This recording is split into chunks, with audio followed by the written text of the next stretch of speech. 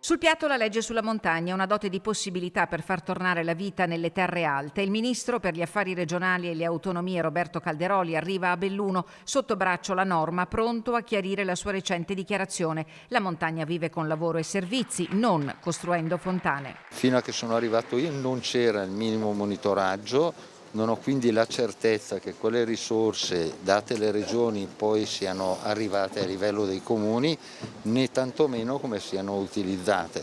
E quindi io voglio che quelle risorse vadano in montagna, vengano spese non solo per spesa corrente ma anche per pensare a qualcosa di strutturale che sia in grado di attirare o far restare la gente in montagna. È il debutto della Giornata internazionale della montagna a Belluno, si replica venerdì a Cortina nella sede del Collegio regionale dei maestri di sci. Salutano le istituzioni. Il presidente Padrin parte dalle potenzialità del territorio dolomitico. Troppo facile, ammette, dare adito alla diceria oramai stantia che dalla montagna parte il solito piagnisteo. Però rivendica autonomia e risorse, la trasformazione delle regole del Fondo Comuni Confinanti, l'attuazione della legge sulla montagna, le regole di ingaggio dell'idroelettrico, benefici concreti, mentre dal palco invita il ministro agli stati generali della provincia del 23 e 24 maggio 2026. Sicuramente risorse ne hanno portato anche i collegamenti che sono assolutamente indispensabili.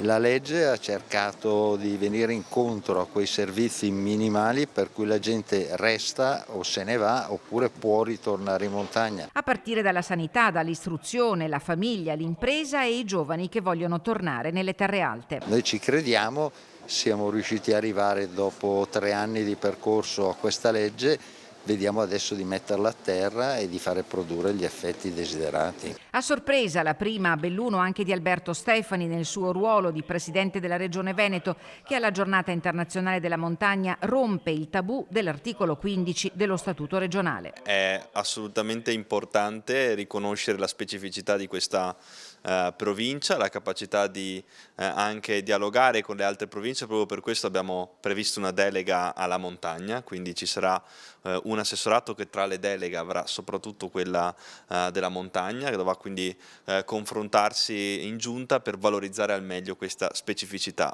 E sul posto Olimpiadi Stefani sta sul pezzo, assolutamente necessario focalizzarsi sull'eredità dell'evento. Quello che sarà dopo le Olimpiadi, l'eredità, e quindi permettere ovviamente una destagionalizzazione dell'offerta turistica, garantire quindi anche una valorizzazione delle infrastrutture e soprattutto far sì che le Olimpiadi non siano un evento spot, anche da un punto di vista pubblicitario, ma siano soprattutto un evento che diventi